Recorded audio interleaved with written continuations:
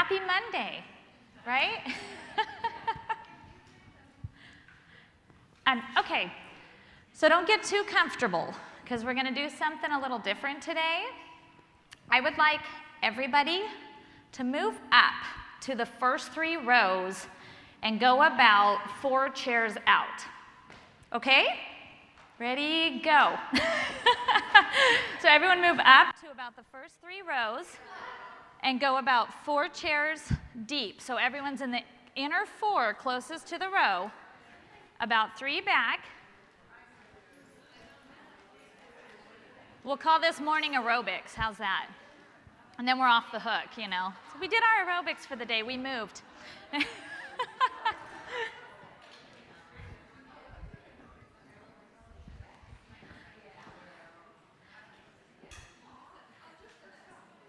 So there's 3 empty chairs in the front row here, because I want you guys coming up and in, kind of scooching in. Tammy, scooch in. You're off in the corner. Scooch it in. Good. Okay. Okay. Does everybody have the bright orange sheet? Because you're going to need that. If you don't have that, could somebody make sure they get some of those? Okay. Every week when I get up here, I always want to hear your thoughts.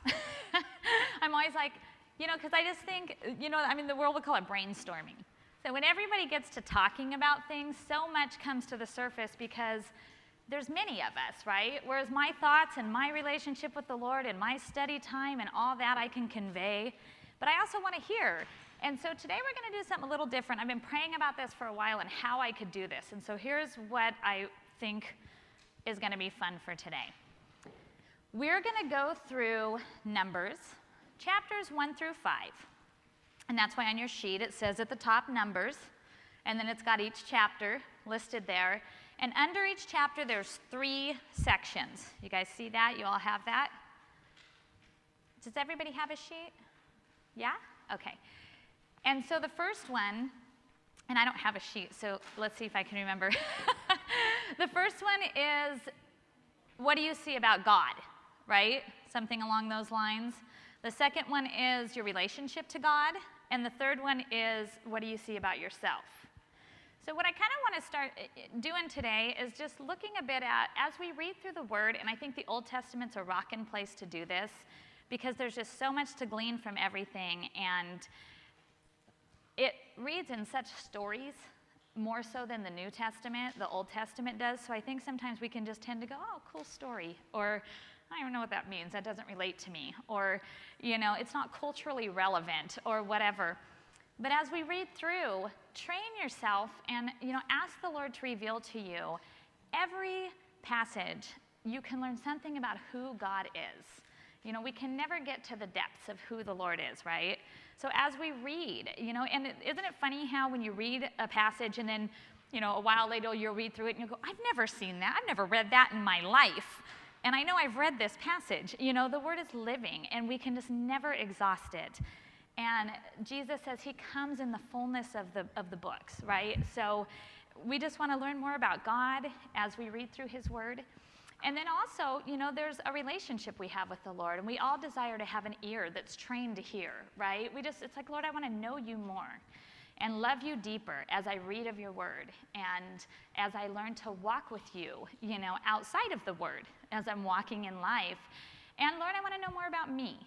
You know, I want to know, that's the next thing. As I read through this Word, you know that my heart, the inner depths of my being, every crack and crevice, you know me better than I could know myself from the time I was formed in my mother's womb, you know. And so, Lord, just reveal to me where I'm at and what I'm doing or what you're calling me to or what you have for this day.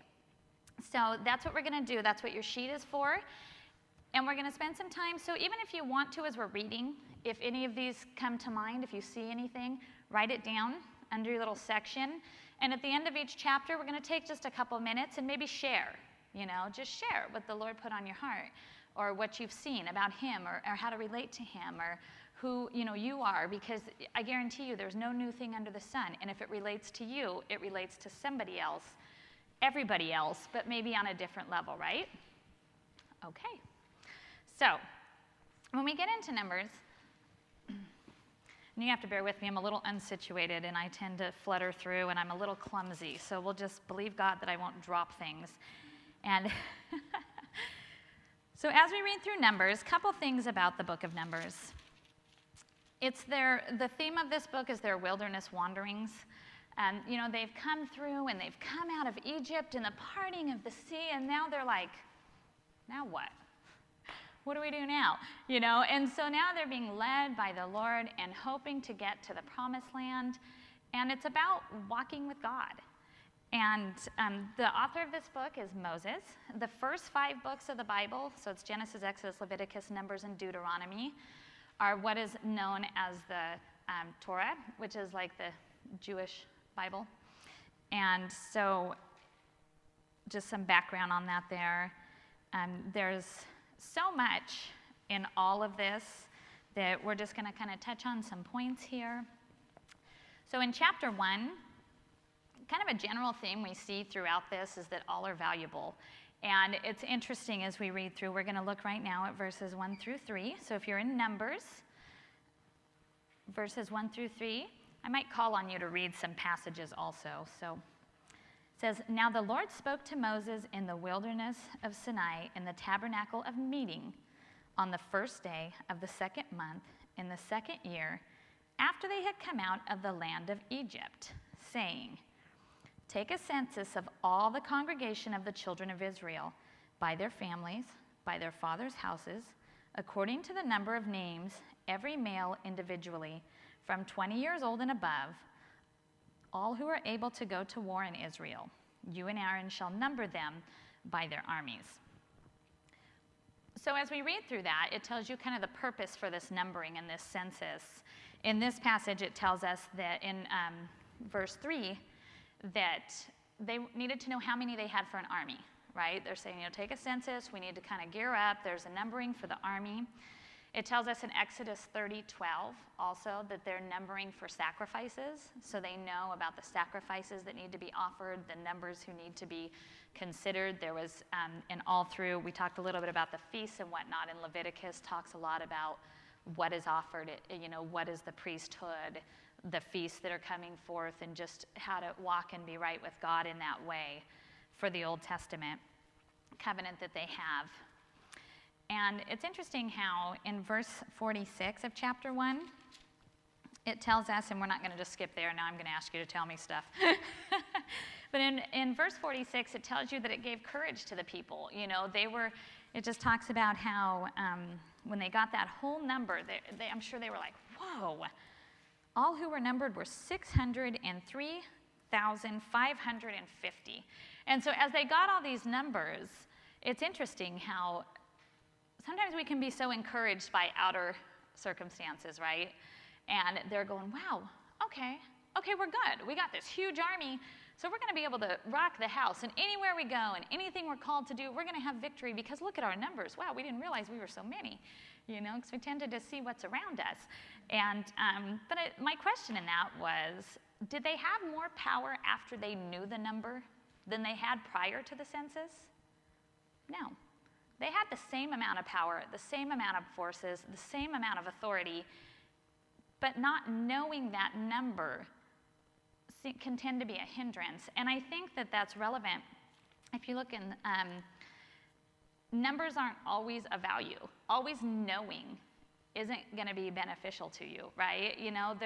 Your authority doesn't change, your power doesn't change, and I think us as believers, we can know the promises of God, know the direction He has for us, and our circumstances may not reflect that. We may not see it. We walk by faith, not by sight. Doesn't mean we're just blind and we have no clue. God desires to show us, to lead, to guide us intimately and closely. And in 2 Chronicles 25, 5 through 10, I'm just going to turn there, and you can turn, or I'll just read it to you. It says, "Moreover, Amaziah gathered Judah together and set over them captains of thousands and captains of hundreds, according to their father's house, throughout all Judah and Benjamin. And he numbered them from 20 years old and above, and found them to be 300,000 choice men, able to go to war, who could handle spear and shield. So he's going, sweet. We got all these people. They're skilled. They're able. They're already ready. We don't even have to train them. They're skilled in what they can do. Then it goes on to say, he also hired 100,000 mighty men of valor from Israel for 100 talents of silver. But a man of God came to him, saying, O king, do not let the army of Israel go with you, for the Lord is not with them, not with any of the children of Ephraim. But if you go, be gone, be strong in battle. Even so, God shall make you fall before the army, for God has power to help and to overthrow. And so it goes on to say he obeyed God, what the man of God said.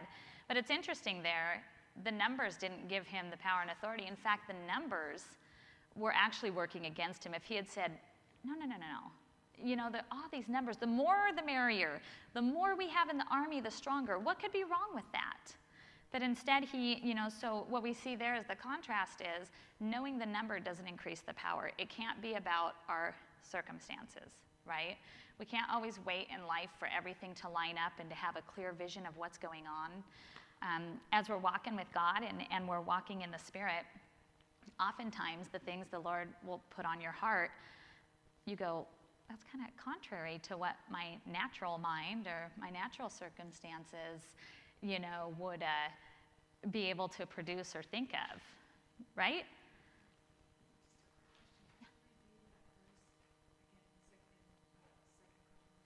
Second Chronicles 25, 5 through 10.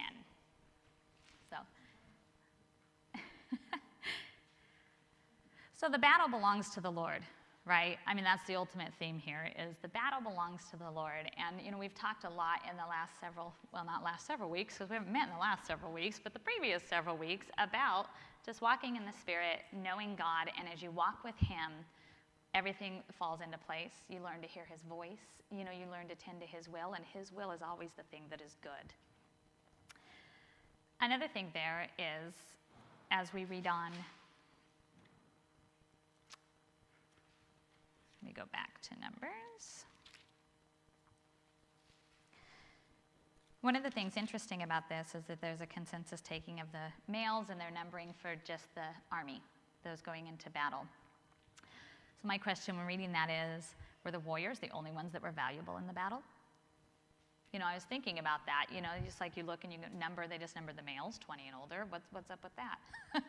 Did not everyone else count, And as you look through that, we were watching a documentary on World War II the other day, and it had 12 war heroes.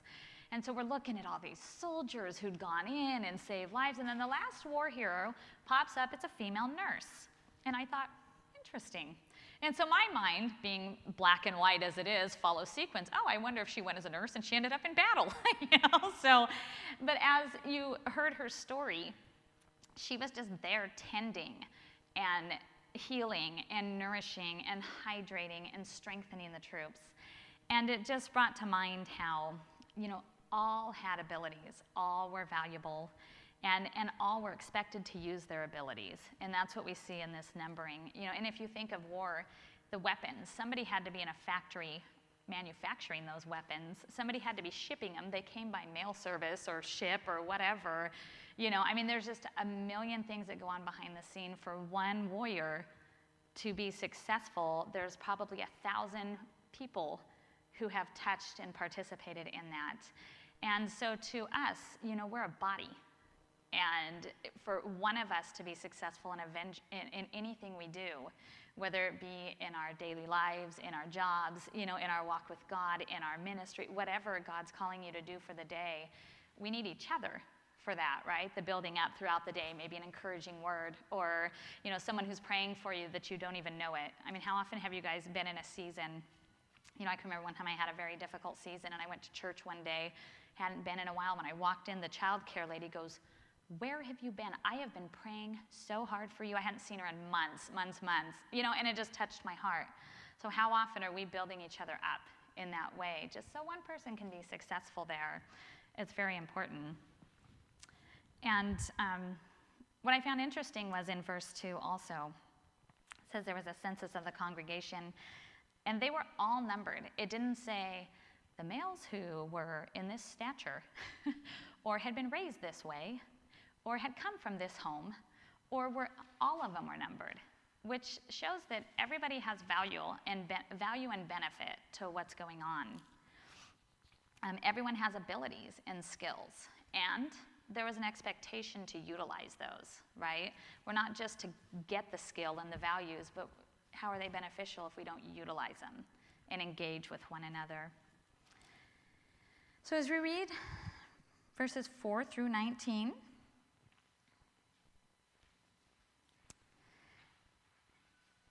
okay, so be thinking about your 3 questions as we go through this part, okay?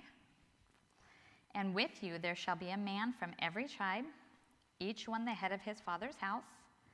These are the names of the men who shall stand with you. So God's saying, with you as you do this task that I've called you to do, here's the people by name I want with you. From Reuben, Elizur, the son of Shedeur. From Simeon, Shelemiel. I'm just going to make up names because I have no idea.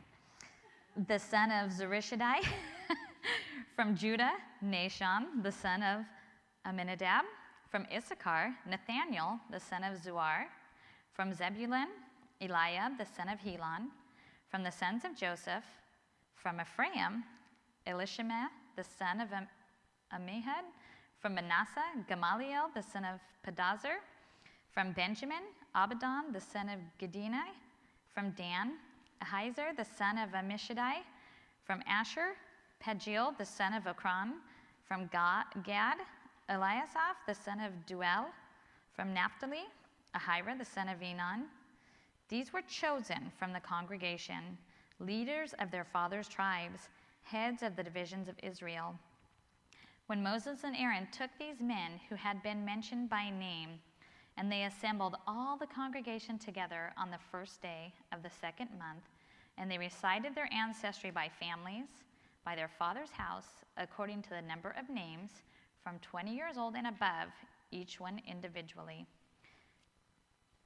And the Lord commanded Moses, so he numbered them in the wilderness of Sinai. So as you read through those passages, what are some things that stand out to you? What are some thoughts you have, or what speaks to you in that?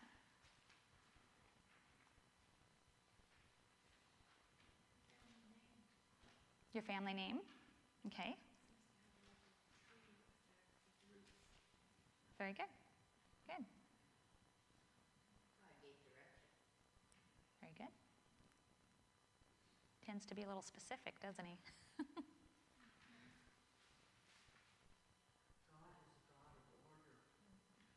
Okay, very good. Very good. Anybody else?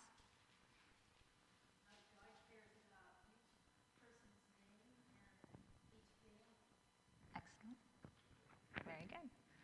And so in all those things you said, we saw a little bit about who God is, like what he likes, and about how he relates to us, the order, and he's specific, and then also a little bit about ourselves, our family, and our connection. So very good. You guys pulled out just real quickly, reading that, not doing any cross-reference, not doing any exhaustive study. We learned several things about God, right? And about ourselves and how we relate to one another. One of the things I see in that is that who we align with matters, Not just anyone was capable and qualified to accomplish that specific task. Does it mean they weren't valuable? No. It just means there was people who were equipped by God to accomplish those specific things, the specific thing that was coming. 2 Corinthians 6:14 tells us not to be unequally yoked with non-believers, and there's a whole passage there that talks about that, but it talks about a yoke is not about just who you associate. A yoking is not just, it's not saying don't have anything to do with non-believers. Don't talk to those. That's not what it's saying. A yoke is who you align with, who you partner up with. A yoke was And I know the first time I saw this, I'm thinking, yolk, that's an egg. But there was oxen back in the day, and some of you, not even too far ago in a day, they had yokes. And what they do is that wooden kind of leash almost that they put onto two oxen. So when you yoked them up, if one was tiny and one was huge, it really affected the way that yoking was done, and they used it for plowing or for hauling big loads. So there had to be an equal yoking there. And so what this is saying is, when you're coming into the things God's calling you to, you want to align yourself properly with those. It does matter. And we see that as a theme throughout the Word constantly, is who you align with, who you say, I'm going to be in agreement in mind, in spirit, in my being. I'm going to be in agreement with you. We're going to walk together in this thing. It matters who you align with. And I think you see that in this portion of Numbers as well. The Lord says these are the men specifically who will have the same heart and mind in this situation, who are trustworthy, the same value and purpose. And so it matters who you're aligning yourself with, who you're yoking up with. We love everybody. We have giftings and callings in everybody. But when you yoke, it's important that you're seeking the Lord in those yokings and in who you're aligning yourself with. Verses 20 through 44 in this passage goes on to tell of the numbering of each tribe.